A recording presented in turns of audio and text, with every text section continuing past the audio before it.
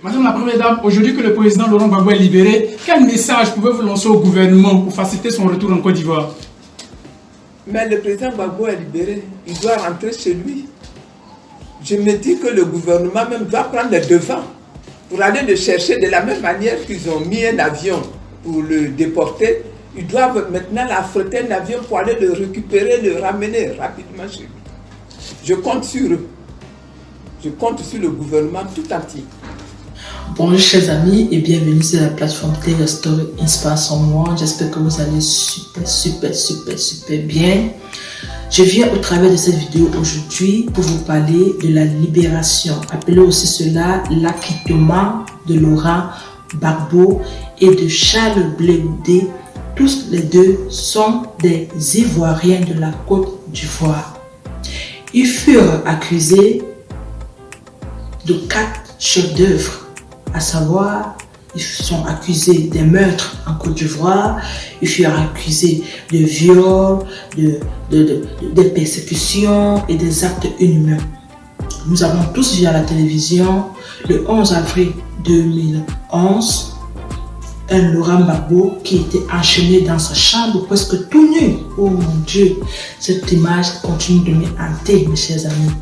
Sa femme, toute embarrassée, c'est-à-dire sa femme était, imaginez-vous un monsieur qui a dirigé un pays pendant 10 ans dans la ferveur. Sa femme était comme, non, honnêtement, pour des raisons de dignité, je ne veux pas jouer des images pareilles au cours de ce reportage. Donc, les élections se passent en Côte d'Ivoire et l'ONU envoie la justice ivoirienne proclamer les résultats. Pourtant, selon la constitution ivoirienne, c'est le Conseil constitutionnel qui doit déclarer les résultats. Donc, lorsque le représentant de la justice, je ne veux pas prononcer des noms parce que ça c'est le passé, mais nous sommes en train de ressasser les grands événements pour pouvoir comprendre ce reportage d'aujourd'hui. Lorsque la justice ivoirienne proclame le résultat, elle fait de Alassane Ouattara le président de la Côte d'Ivoire. Le Conseil constitutionnel dit, mais est-ce que c'est à vous de proclamer les résultats? Non, c'est à nous de proclamer les résultats. C'est alors là que le président du Conseil constitutionnel de la Côte d'Ivoire, à ce temps-là, donne un résultat contraire. Donc, lui, le Conseil constitutionnel, qui est chargé, qui a la responsabilité de proclamer une élection présidentielle en Côte d'Ivoire, déclare Laurent Gbagbo président de la Côte d'Ivoire avec toutes les preuves. Mais vu que il y avait des magouilles qui étaient mises en place pour pouvoir destituer Laurent Gbagbo même par force, c'est alors là que,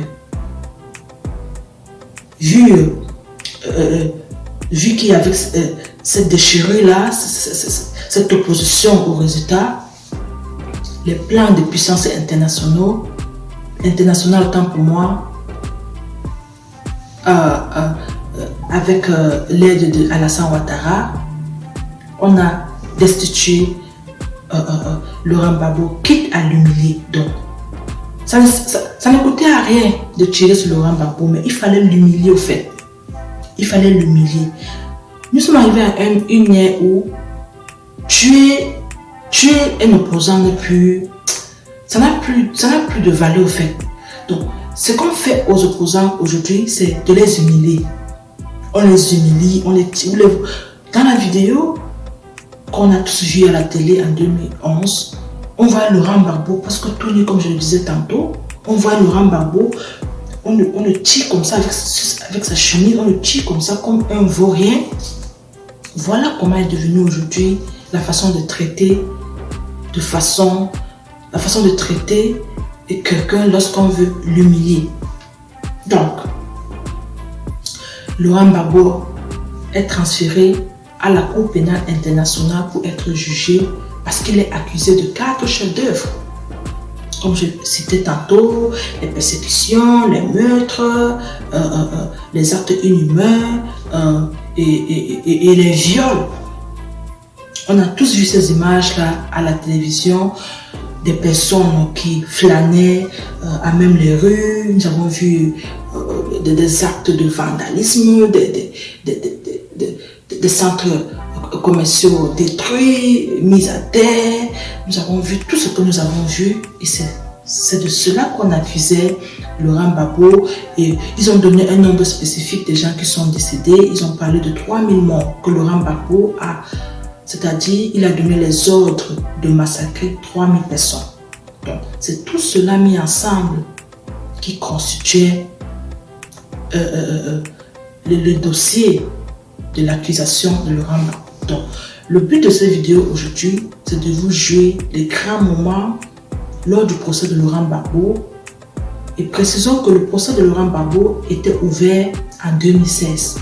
Voilà quelqu'un qui est retiré de chez lui le 11 avril 2011, mais son procès, c'est-à-dire le jugement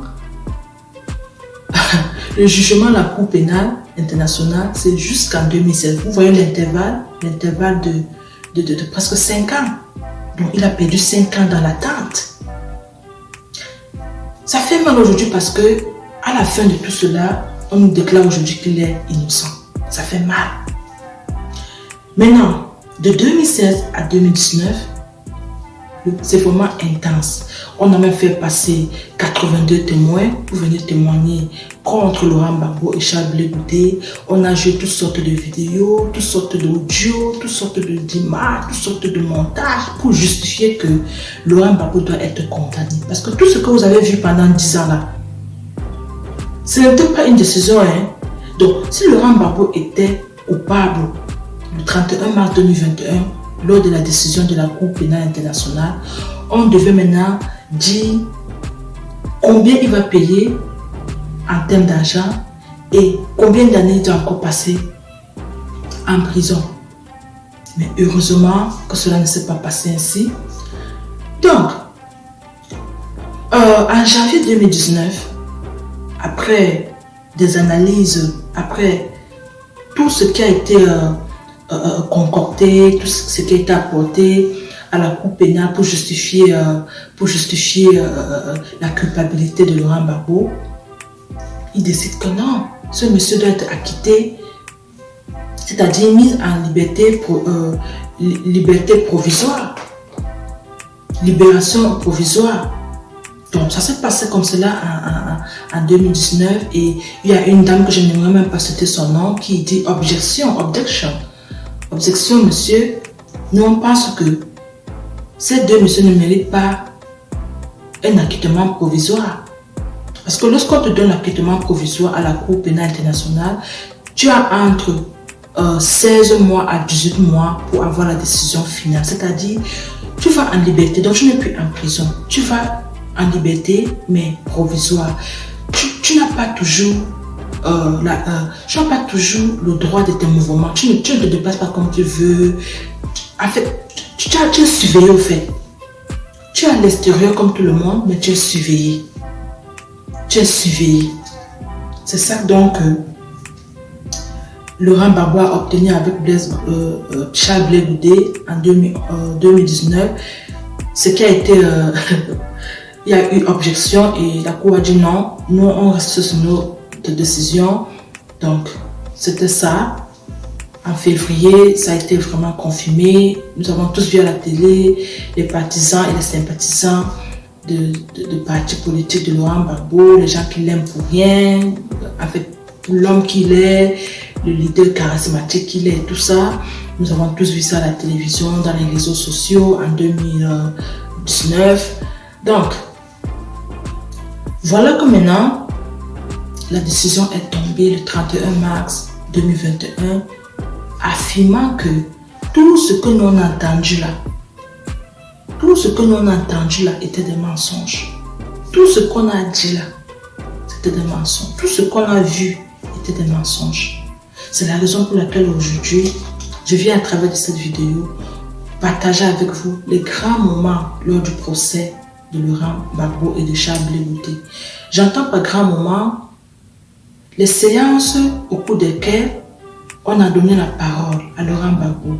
Les séances au cours desquelles on a donné la parole à Charles Blé Goudé et ils ont donné le témoignage, ils ont donné décrire dans quelles conditions ils ont été interpellés à la Cour pénale internationale sans un mandat d'arrêt.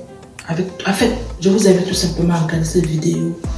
That the prosecutor has failed to satisfy the burden of proof to the requisite standard as foreseen in Article 66 of the Rome Statute, grants the defense motions for acquittal from all charges against Mr. Laurent Gbagbo and Mr. Charles Blé Goudé.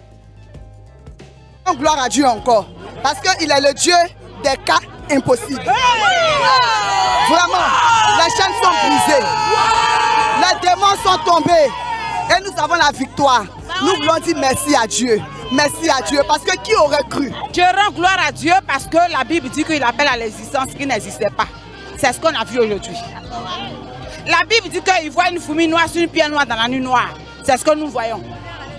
Et nous avons vu chez le président Gbagbo que le président Gbagbo a été libéré tranquillement, sans accusation. On dit c'est mon papa qui a tué. On l'envoie où on juge les tueurs. Ils disent que c'est pas Gbagbo qui a tué. Donc ils l'ont libéré. Donc qui a tué? Le champagne est sabré pour l'occasion. Parmi la foule, des proches, des membres de son parti, des anonymes, tous tenaient à être là pour fêter la libération définitive de l'ex-président. Du fait de la libération de mon président Laurent Gbagbo, je suis plus que heureux et toute la Côte d'Ivoire, elle est heureuse. C'est pourquoi nous sommes en train de nous réjouir. Mais c'est la joie. La Côte d'Ivoire est totalement libre. Parce que sans Gbagbo, il n'y a pas de réconciliation en Côte d'Ivoire.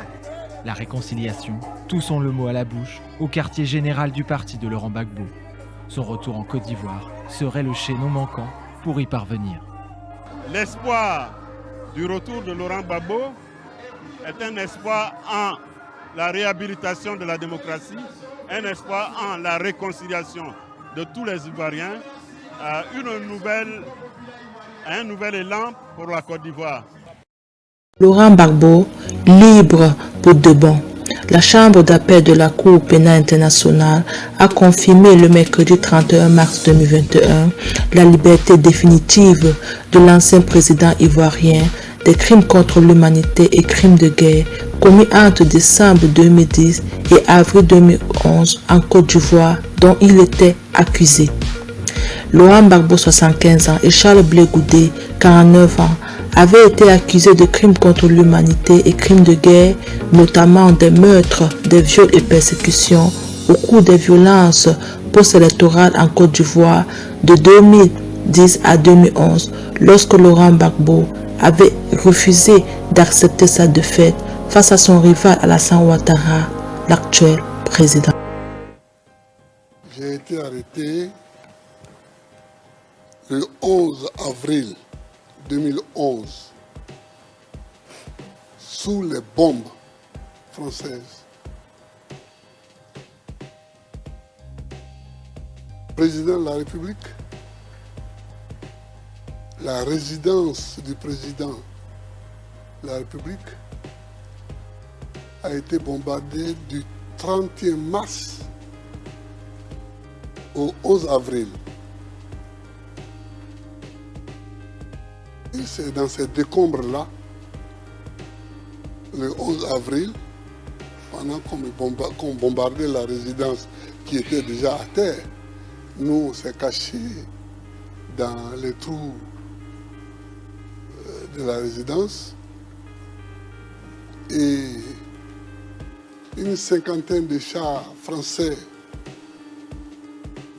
encerclaient la résidence pendant que les hélicoptères bombardaient.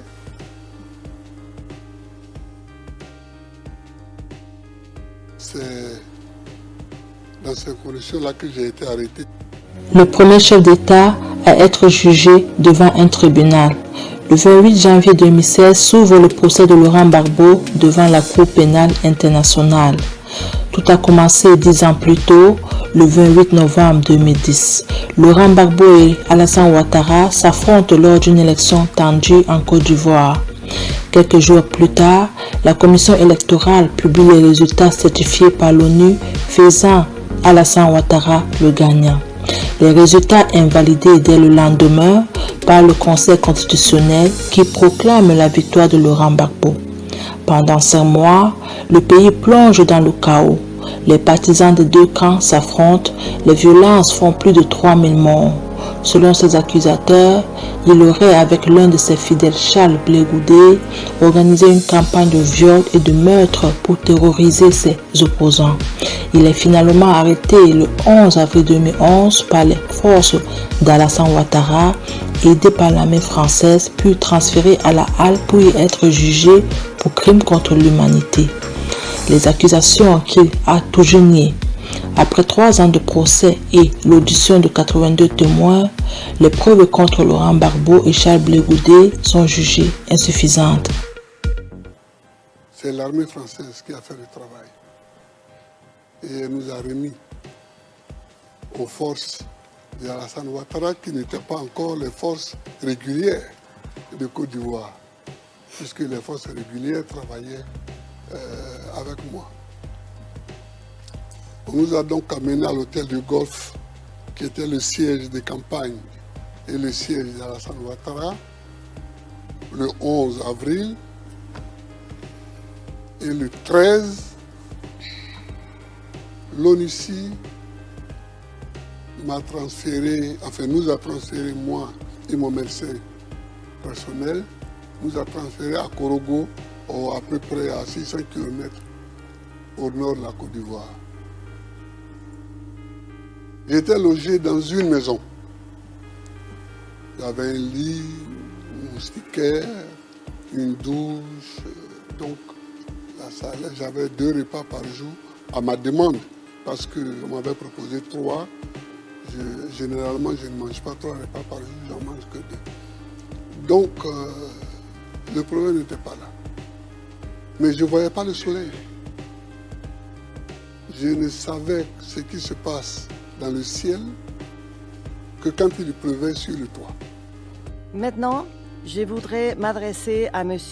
Blé Goudé et lui demander de bien vouloir se présenter.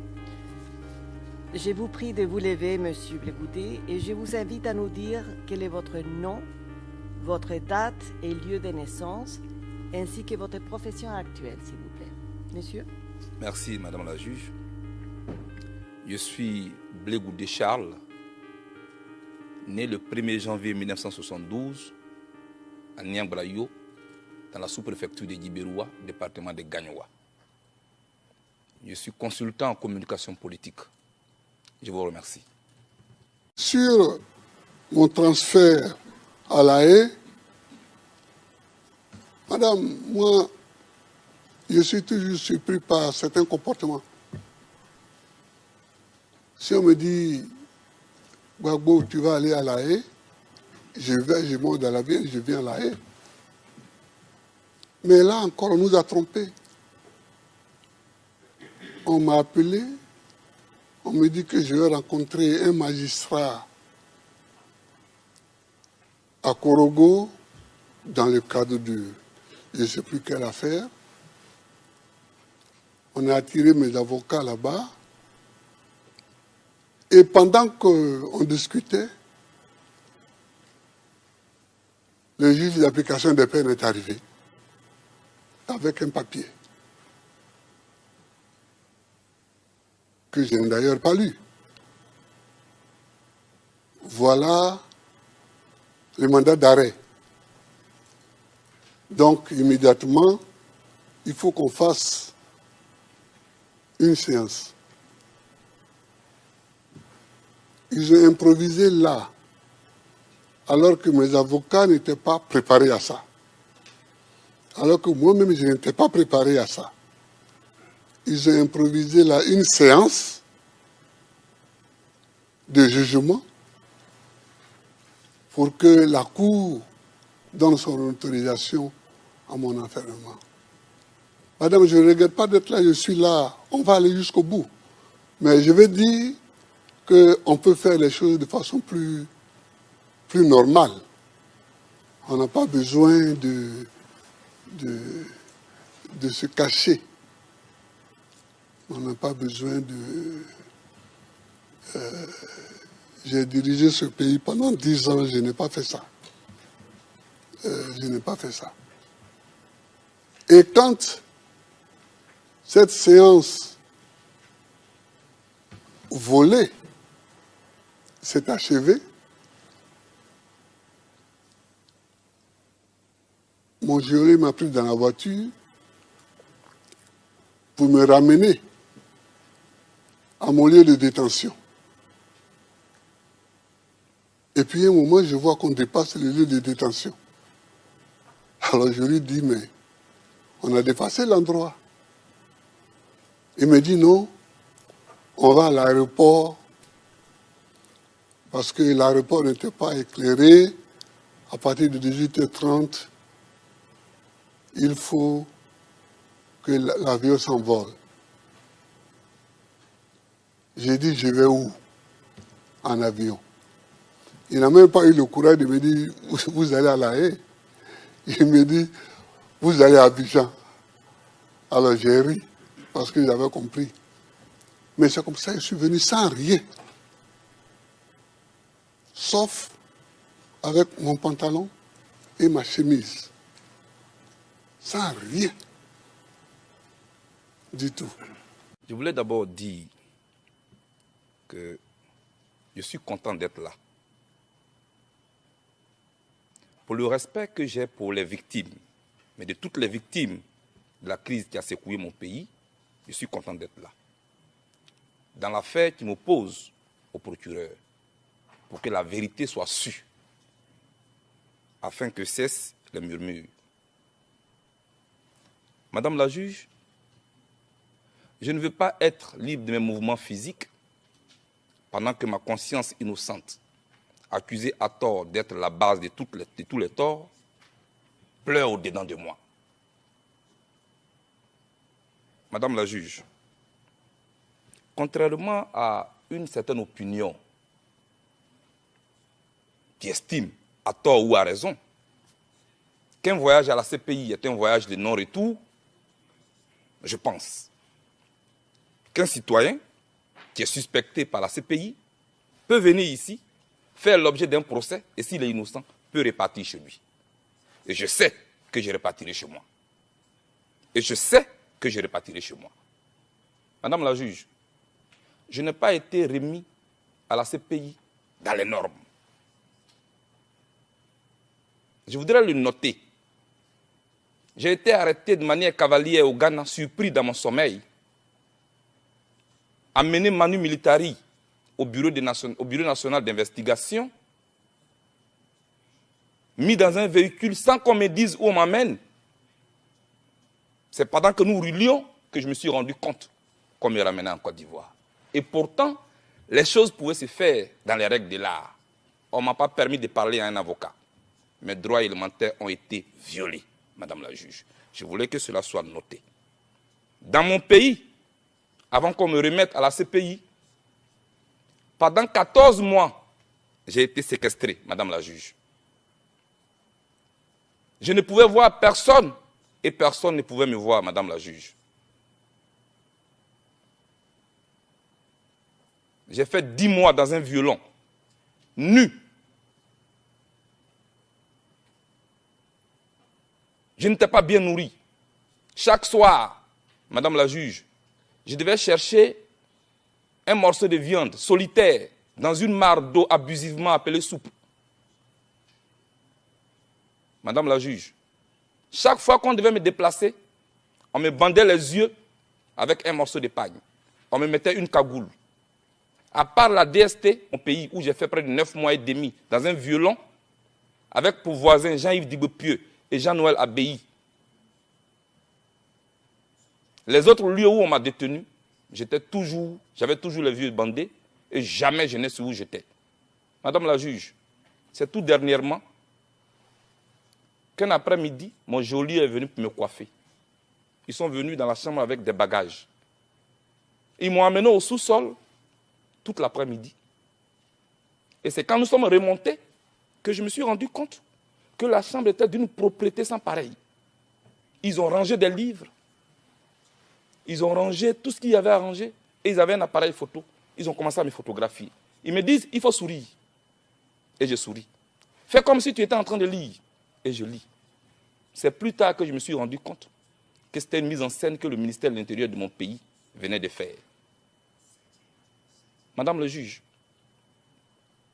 j'ai été réveillé le 21 mars à minuit.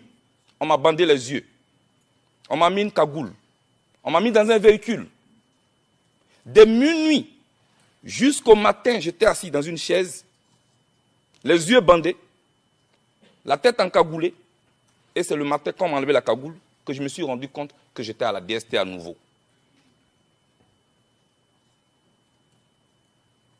Mis dans un véhicule, on m'a conduit chez le procureur. Madame la juge, c'est là qu'on m'a signifié votre mandat d'arrêt. Le même jour, au pas de course, les autorités de mon pays ont fait siéger la chambre d'accusation qui devait approuver mon transfèrement. Madame la juge, c'est comme ça que j'ai été remis le lendemain à la CPI. J'estime qu'on peut faire la politique avec élégance, avec sagesse, et que la prison n'est pas un instrument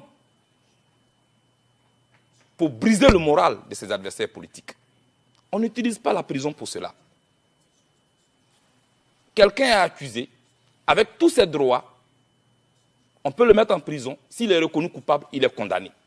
Et je voulais vous dire, dans cette cour où je suis, si je suis reconnu coupable, que la loi me soit appliquée dans toute sa rigueur. Mais, si je suis jugé pour ce que j'ai fait et non pour ce que je suis, que je sois reconnu innocent et que je reparte chez moi. Et je sais que je repartirai chez moi. Car dans mon pays, on me traque. On traque ma famille. On fait un chantage politique à ma famille politique et biologique. Mon médecin en prison. Tous mes collaborateurs en prison. Pas pour ce que j'ai fait, mais pour ce que je suis. Parce que si on devait me poursuivre en Côte d'Ivoire pour ce que j'ai fait, il y a beaucoup de personnalités pro-Ouattara qui ne peuvent même pas me regarder en face. Madame la juge, je ne veux pas être la honte de ma génération. Je ne veux pas être la honte de ma famille et de mes enfants. Je suis venu ici et je me considère en mission pour la manifestation de la vérité.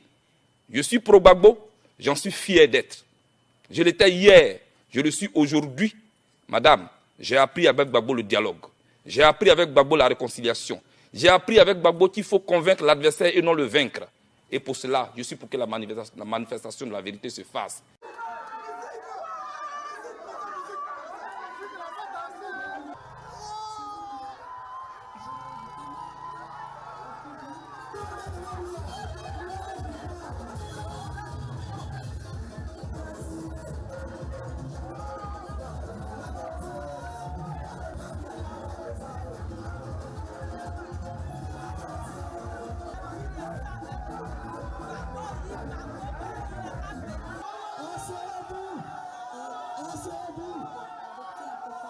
Demain matin 10h.